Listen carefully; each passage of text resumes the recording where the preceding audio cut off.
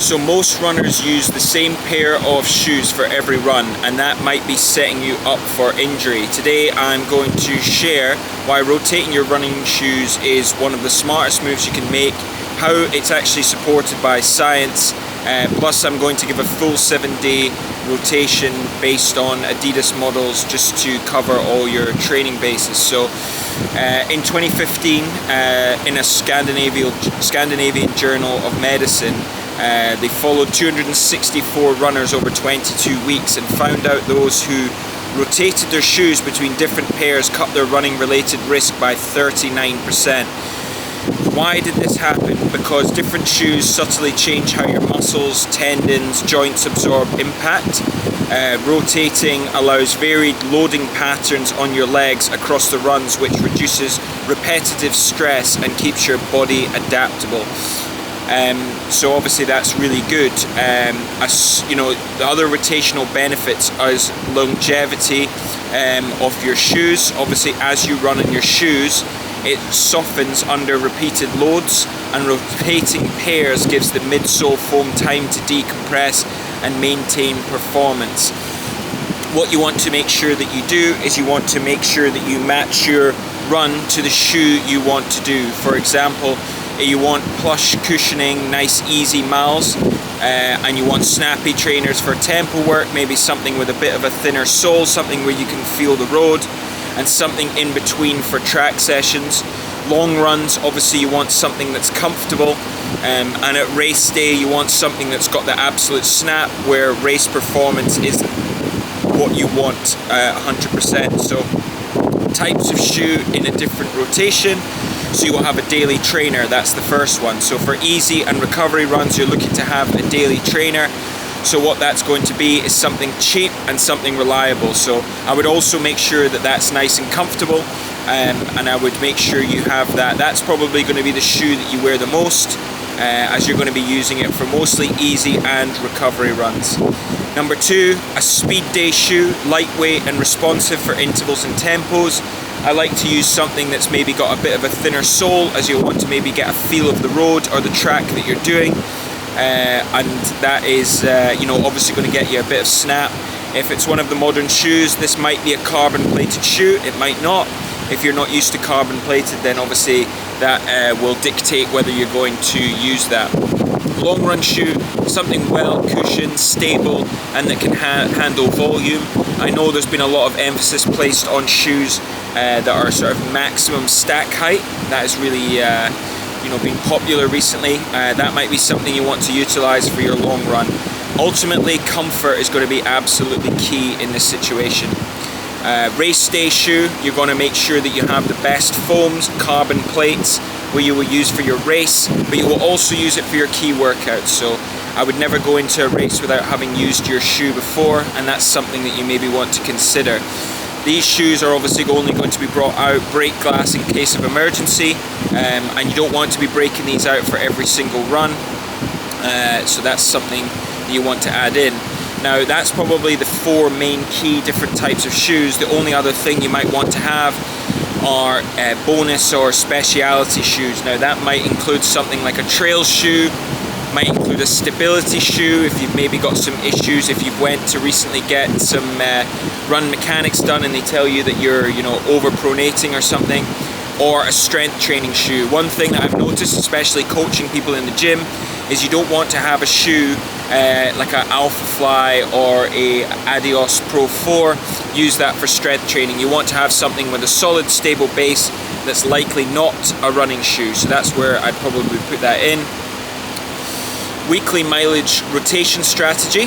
So beginners, you're probably going to be doing less than 3 runs a week. So that's probably, you're only going to probably have 2 pairs of shoes. A daily shoe, like I said, cheap, affordable, comfortable, and a speed/long run shoe. Now a full stack 40mm carbon full height shoe with a full carbon plate might not be the one for you if you're a beginner. This might be something even with a bit of a modern foam that you can utilize that feels a bit snappier. Maybe it's a bit of a higher price point, a bit of a better foam that you can utilize.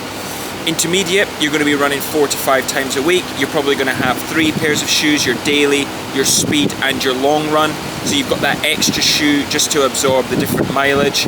And advanced people, 6 to 7 runs a week. Obviously some people might be doing even more, depending if they're going to do double days. You're going to be doing 4+ shoes, like I mentioned there, plus any specialty pairs, because I will encourage that you do strength training. Obviously that's very important.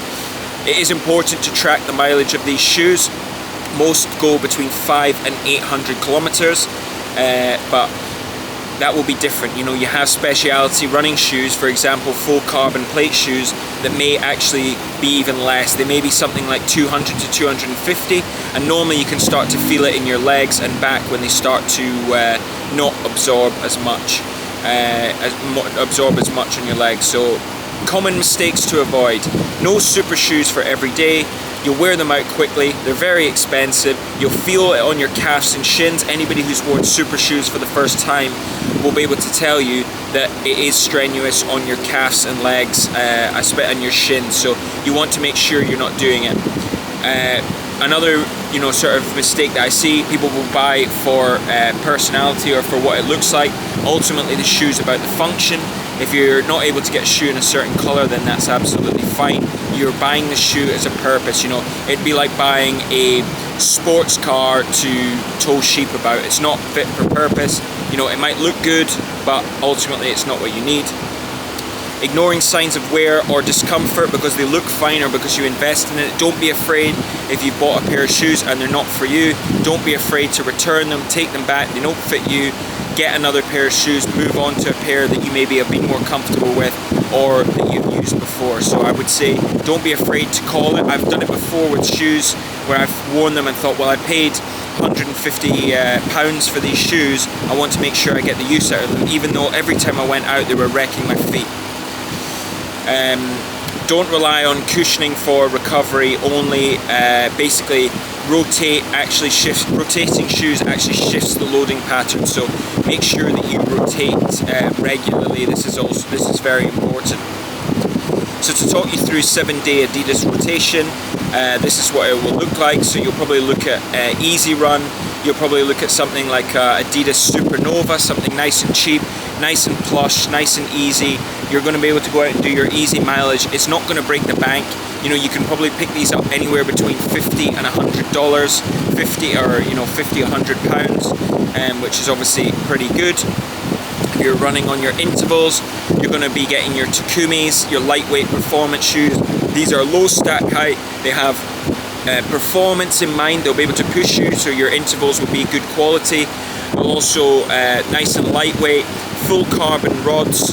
And obviously a really nice shoe, and one that I highly recommend. I ran my tempo run this morning in them and honestly cannot recommend these enough. These could almost be good enough to be a full race marathon shoe. There's even been 10k records set in these shoes, so they're absolutely fantastic. Mid-long pace run, so if you're doing a middle distance run, maybe 13 to 15 kilometers, you're going to be looking at something at the Adidas Boston 13. Bouncy, efficient. They also have carbon rods in them, which will give you good energy return, and also they're a different stack height to the previous two shoes, so that will obviously help out. You're going to be doing race pace tempos, so you might be looking at something like a Pro 3, which is going to be a full carbon shoe, something that you're able to put some speed in. You can also consider something like an Adios 9, which is a non-carbon version if you want to switch it up. You're going to be looking at your Friday recovery run. You're probably going to be looking at something like your Supernova Rise, or I would even consider another shoe is your Evo SL, which is obviously a really, really good shoe. It's got the best foam in it, and it will also help with your recovery. Long run, you're looking for a max cushioning shoe, so something like an Adidas Prime X Strung.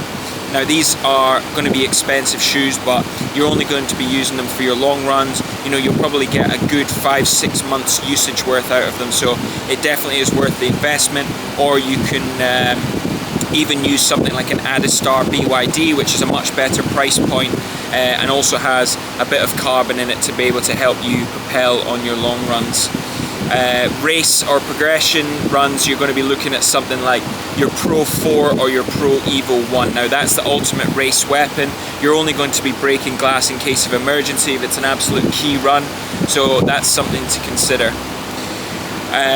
Basically, rotating your shoes proven to reduce your injury risk, as I mentioned before, 39% on that study of 264 runners, which is massively important. You want to look for the shoe that's got the right support, and you want to make sure that you try the different shoes. One of the other tips that I would recommend is go to an outlet store.